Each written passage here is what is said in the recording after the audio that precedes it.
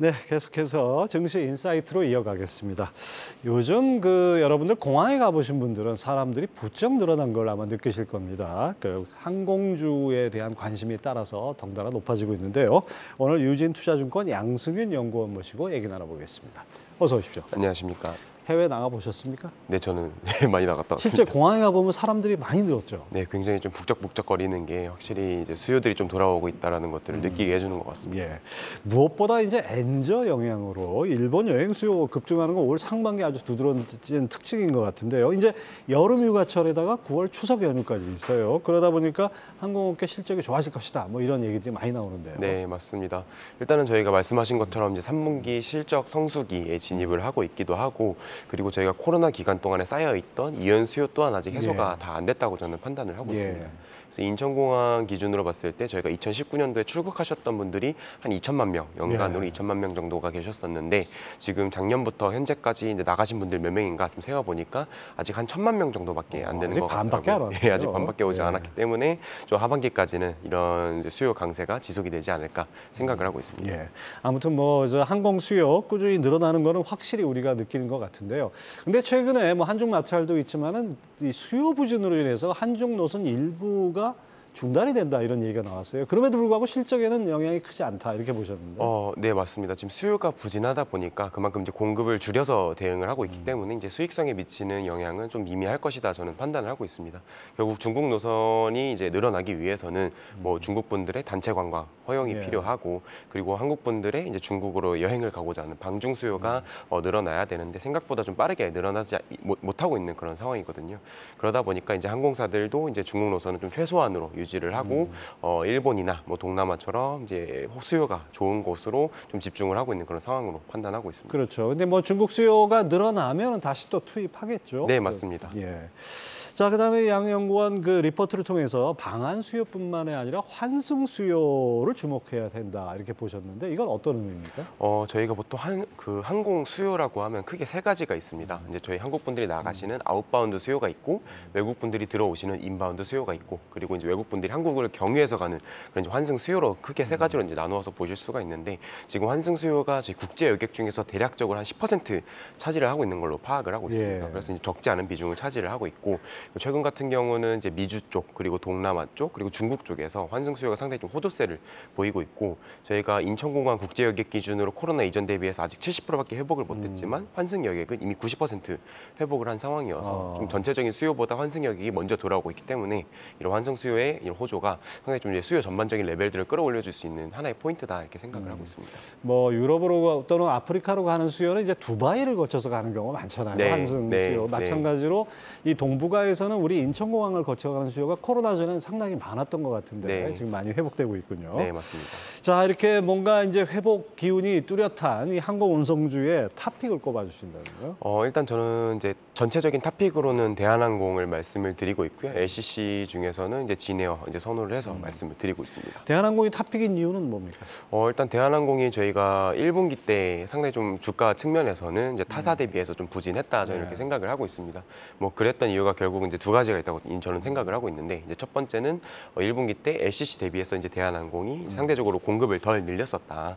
그리고 이제 두 번째 같은 경우는 이제 화물 사업 쪽에서 이제 계속해서 운임 하락이랑 물동량 감소로 인한 뭐 감익 우려들이 좀 반영이 되었다고 생각을 하고 있는데, 지금 2분기 들어서 상당히 여객 공급도 많이 늘려가고 있는 상황이고, 화물도 물론 운임이랑 물동량은 이제 하락을 하겠지만 그 낙폭 자체는 이제 축소가 되면서 이제 전체적인 실적에 미치는 영향이 과거 대비해서 1분기 대비해서는 이제 다소 좀 완화가 될 것이라는 생각에서 좀 이제 재조명이 필요하다 이렇게 판단을 하고 있습니다.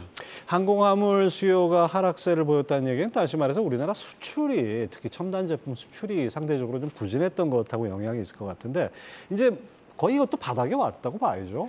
네, 그렇게 보시는 분들도 굉장히 좀 많으신 것 같습니다. 이제 결국 화물이 늘어나려면은 저희 수출이 늘어나야 되고, 이제 경기가 회복이 되어야 되는 이제 그런 호호 사이클이 좀 들어가야 되는데, 이제 하반기부터는 조금 이제 반등이 기대가 된다라는 예측들도 있어서 점차 2, 3, 4분기로 갈수록 이 물동량 감소나 뭐 운임 하락의 낙폭은 다소 축소가 되지 않을까 생각을 하고 있습니다. 예, 아무튼 우리나라 수출, 반도체 경기와 수출, 그다음에 항공 수요까지 다 맞물려 있습니다. 자, 유럽연합이 이제 대한항공과 아시아나항공 기업 결합 관련 조사를 잠정 중단했는데요. 내달 3일이죠. 합병 승인 여부가 최종 결정난다고. 근데 쉽지 않은 것 같아요. 네, 맞습니다. 원래 사실 다음 달에 결과가 나올 예정이었었습니다. 유럽 쪽에서 이제 결과가 나올 예정이었었지만 그게 이제 이번에 심사 기한이 조금 연장이 되면서 10월 달로 연장이 되었고요. 그래서 이런 합병에 대한 이제 가시적인 성과는 아마 이제 10월쯤 돼야 좀 저희가 볼 수 있지 않을까 생각을 하고 있고, 그리고 또 결국 중요한 거는 뭐 유럽 쪽이나 뭐 미국 쪽에서 이제 이야기를 하는 게 경쟁 제한을 빨리 해소를 해야 된다 이렇게 이야기를 하고 있어서 이제 외항사 취향이나 아니면은 이제 국내 LCC들이 이제 저희 대한항공이나 아시아나항공의 일부 슬롯들을 가져가면서 그런 독점에 대한 우려들을 좀 다소 해소시켜줄 필요가 있는 상황이라고 생각을 하고 있습니다. 이게 만약에 합병이 이제 완전히 무산되면 어떻게 됩니까? 무산이 되게 되면은 결국은 또 이제 아시아나항공 측면에서는 이제 자생을 하거나 아니면 또 다른 인수자를 찾아야 될 필요가 있지 않나 저는 생각을 하고 있고, 만약에 이제 인수가 안 되면 이제 대한항공은 저는 이제 인수가 되는 게 좋다라고 생각을 하는 게 중장기적인 이제 경쟁력 제고 측면에서 이제 대한항공이 좀 이제 또 다른 방안들을 고려할 필요가 있지 않나, 뭐 외항사들과 얼라이언스를 좀 더 강화를 예. 한다든지 좀 이런 방법들이 강구가 되어야 될 것 같습니다. 뭐 대한항공 측면에서는 그런데 사실 아시아나항공도 우리가 버릴 수는 없는 기업이고 네. 그 과거에 그 조선 쪽에서 이제 대우조선해양이 합병되려다가 무산됐잖아요. 그래서 지금 하나로 인수됐는데 그렇게 우리나라 다른 기업으로 인수될 가능성은 없을까요? 물론 가능성은 이제 배제할 수는 없지만은 사실 아직 뭐 결과가 나온 게 아니기 때문에 어떻게 될지는 저도 잘 예. 불확실한 부분이 있는 것 같습니다. 네, 그렇군요. 나중에 또 한번 확인해 봐야겠습니다. 대한항공 목표 주가와 투자 전략 어떻게 짜야 될까요? 일단은 대한항공은 목표 주가 35,000원 제시를 드리고 있고요. 저희가 이제 3분기 때 실적 성수기 진입을 하면서 이제 주가 또한 우상향을 그릴 것으로 예상을 하고 있습니다. 그리고 3분기는 뭐 동남아나 일본 쪽도 상당히 좋은 시기이긴 하지만 유럽, 미주 쪽이 최대 성수기를 맞이하는 만큼 이제 유럽과 미주 쪽 취향을 하고 있는 대한항공에 좀 주목이 필요하다 이렇게 판단하고 있습니다. 주식 투자하시는 분들 항상 눈여겨봐야 될 것이 내가 선호하고 또 많은 분들이 선호하는 것들이 바로 주가에 연결된다는 거, 그거 항상 염두에 두실 필요가 있을 것 같습니다. 네. 자, 연구원님께서 이 탑픽으로 대한항공의 진에어도 꼽아주셨는데 뭐 이 LCC들 상당히 주목을 해야 된다 이렇게 보시는데 그 중에서도 진에어를 이렇게 강조를 하신 이유는 뭡니까?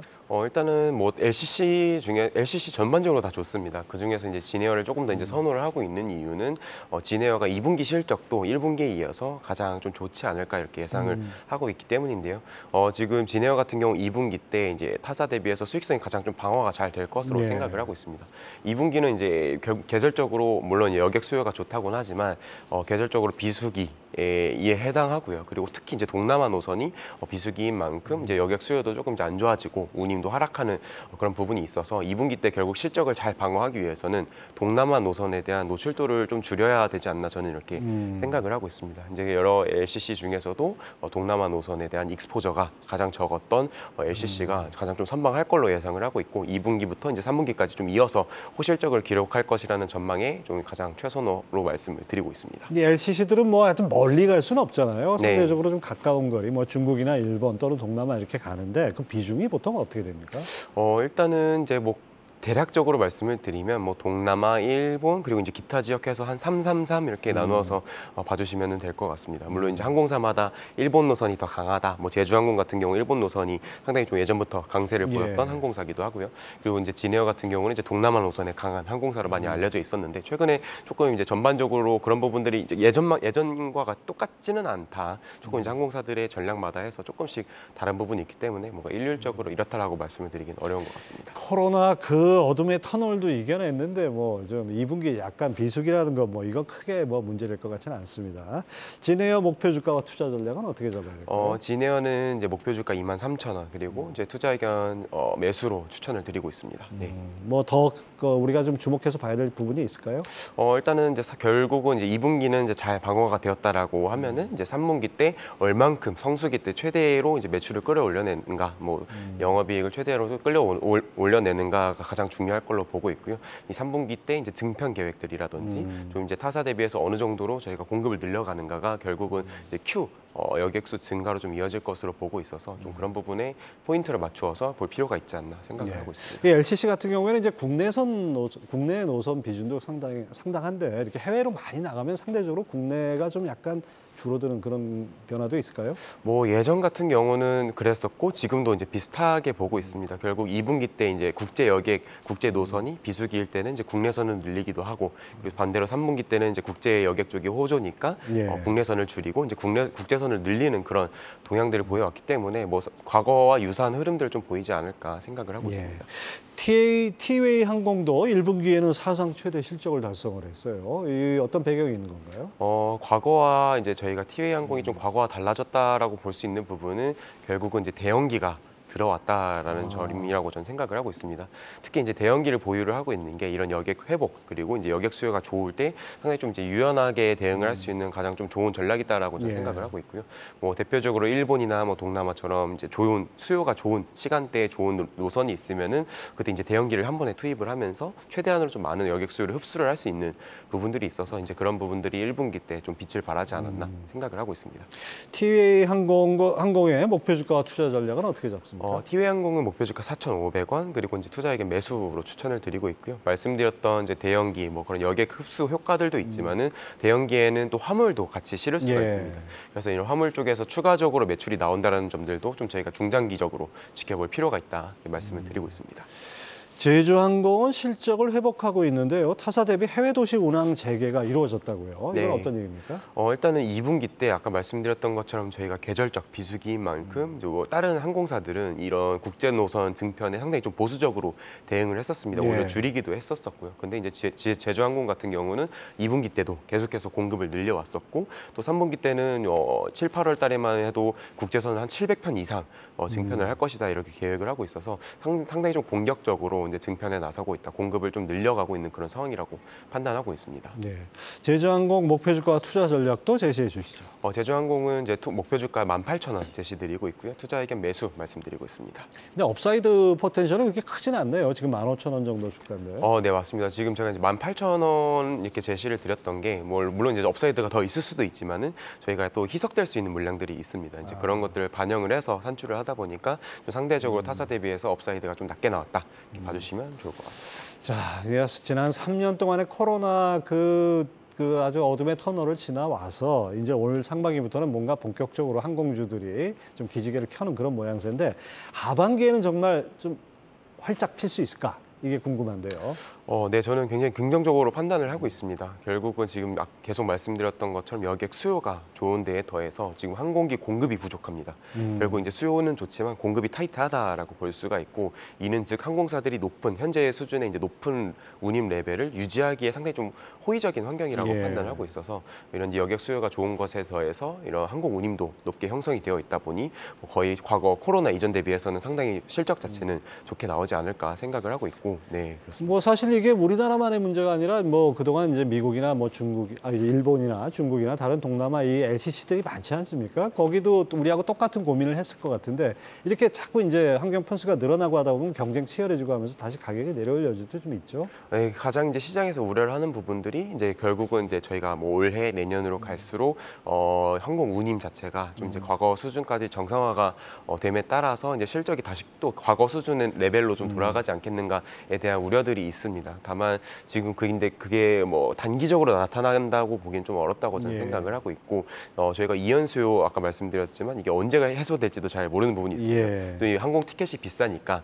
못 가시는 분들도 계속 잔류하고 있는 그런 상황이고 오히려 이렇게 이연되고 있는 수요들이 오히려 내년까지도 이어질 수가 있기 때문에 조금 이제 올해 뭐 피크아웃에 대한 좀 우려가 좀 이제 불거지는 건 조금 이제 과도한 우려지 않나 저는 생각을 하고 있고 내년까지 좀 긴 텀으로 좀 지켜볼 필요가 있다 이렇게 말씀을 드리고 있습니다. 저도 방송 때문에 못 가고 있어서 저도 이연 수요에 해당되는 것 같습니다. 이유진 투자증권 양승윤 연구원 함께했습니다. 말씀 감사합니다. 감사합니다.